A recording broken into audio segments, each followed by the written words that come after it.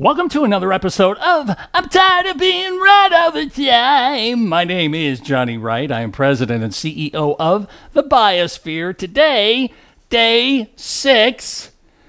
It's day 6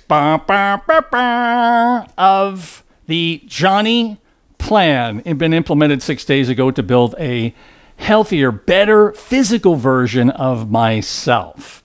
And if you've tried to lose weight, you understand the pitfalls, the issues, the recidivism rate on us going back to being fat. I don't know. Is it worse than heroin? I think it is. There's a Stephen King short story that really addresses that called Quitters Incorporated, which is a lovely short story. Anyway, so what makes this time different? What makes this significantly different than any other time I've tried to lose weight? Well, the reason this is different is because this time I'm using Biosphere tools, training tools that we use to train other people that we work with across the country, owners, business owners, employees, humans, human training for the 21st century. So today on day 6, I share some information with you and tools that can be extremely valuable for you if you're trying to lose weight, if you're trying to change any habit, if you're trying to build a better version of yourself on any level. There was a headline in the Des Moines Register on Sunday, and I want to share it with you, and you can read it there. It said, Understanding the Energy Balance Equation. And I read this with interest because it talks about metabolism and what a calorie means. And I've read this language a lot over the years as I've read diets and research. It talks about a calorie isn't a calorie, and metabolism, can you impact it? Can you make it faster? Can you slow it down? Whatever it is. How much our genetics play a role in keeping us anchored to our DNA. I'm here to tell you that diets are the problem. They're not the solution. What our metabolism is the problem, not the solution. Our focus on, I'm an addict, my family is fat, whatever the compartmentalization, the terminology we use to keep us in a box, it actually keeps us stuck right where we're at. Instead, the tools that we use in training are the tools I'm using for myself. I'm asking very simple questions that start with why. If I want to know how to be thinner, I got to figure out why I'm fat. There's no other way around this. And so this journey with you today is hard. It's hard as I drill down through these questions I will ask myself, and I will ask you to ask of yourself. Yesterday, on a vegan diet, I ate to excess to the point where I was sick. Yeah, you can do that with vegan food. I got a whole kitchen full of it, and I ate as much as I could stuff in my face. And this morning, I still feel the ill effects of that, overindulging in all of that. By the way, vegan is no dairy, no meat, no fish, no cheese. Also gave up soda 6 days ago, and it is a blessing. I feel so much better. I'm drinking only water. But why did I make myself sick last night?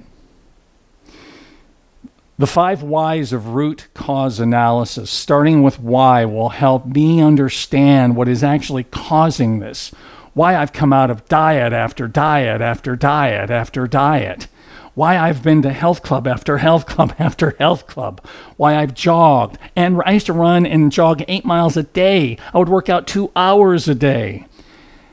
I'm trying to solve the wrong problem. Diets, exercise, try to solve the wrong problem. The only way to figure out what the right problem is to ask ourselves the 5 whys of root cause analysis. We've got to drill down. Why am I fat?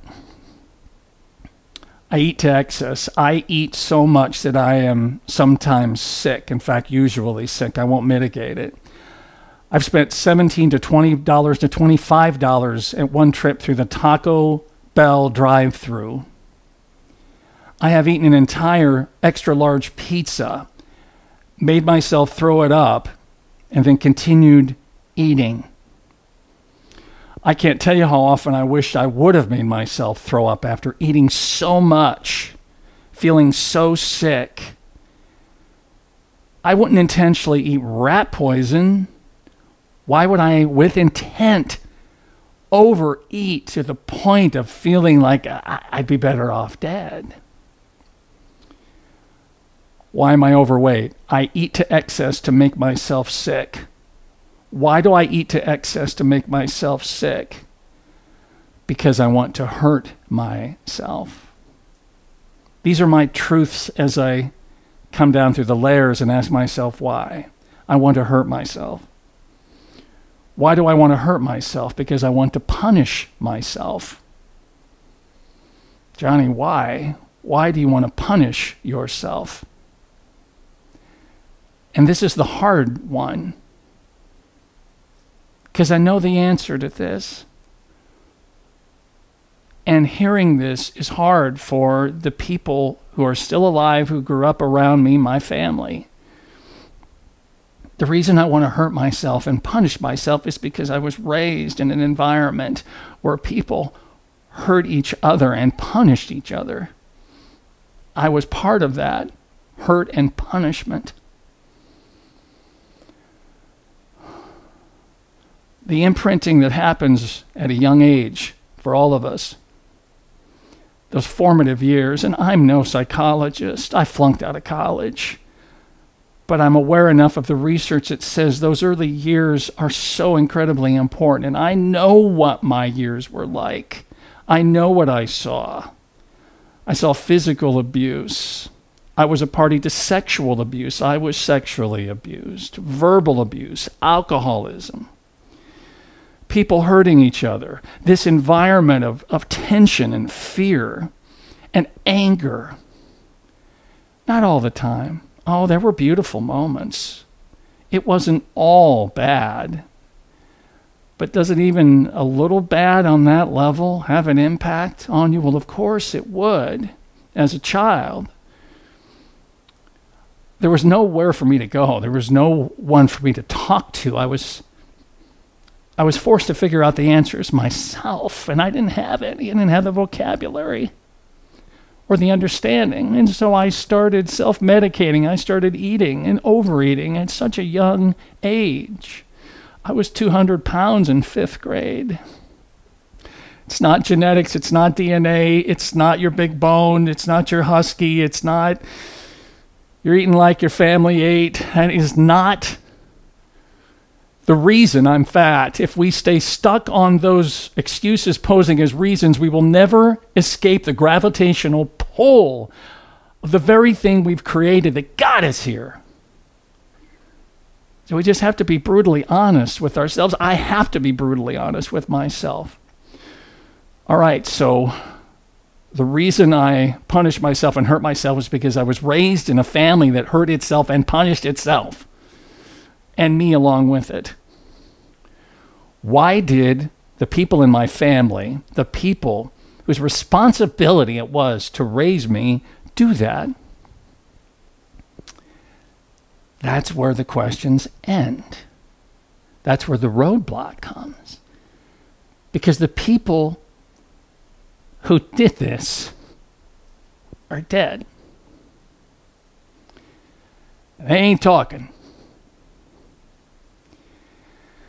So for those of us who are left, I'm left to sort things out. I have two choices. The first choice is to guess at why they did what they did and the way they did it. And I went down that road. I've worked on guessing, giving them motives, giving them reasons. I've also know that the second way I can approach this is to pretend like it doesn't matter. Those are my two options. I can guess or I can pretend, and both of those options suck. They suck. They keep me stuck. And so in order to move forward, I have to go back to something fundamental, and that is under stress and duress, which is what my life was at times, It's what my life is at times today. It's what your life is. That's part of our humanity. Under stress and duress, we react in one of three ways. As human beings, as part of our survival instinct, we fight. And oh yeah, I have fought with the people who did this. In my head, I've had hundreds of arguments. I've also projected that pain, that argument onto the people who are now close to me. My beautiful, understanding, and forgiving wife being the most important of those people. I can fight. I can try to win a fight I already lost. And that's just a circle. That's moving around down the drain. I can flee. I can run from it. And I've done that. 40 addresses in 20 years was fleeing it, running from it. How'd that work out, Johnny? Not so good. I can freeze. I can freeze up. Fight, flight, or freeze. Done that too. Been paralyzed with fear, anger, frustration, depression, all of it. Inaction is by itself inaction. That didn't work so well either. It is this fourth F that I talk about in training all the time, and I tell myself all the time, I have to find a place of forgiveness. I have to forgive those people as best I can. I have to forgive myself. God has already forgiven all of us. And every day I remind myself of his heavenly forgiveness. And I remind myself of a Don Henley song that resonates with me so much. Been trying to get down to the heart of the matter, but my will gets weak. And I don't know the rest of the words, but I know the most important words. I think it's about forgiveness. Forgiveness.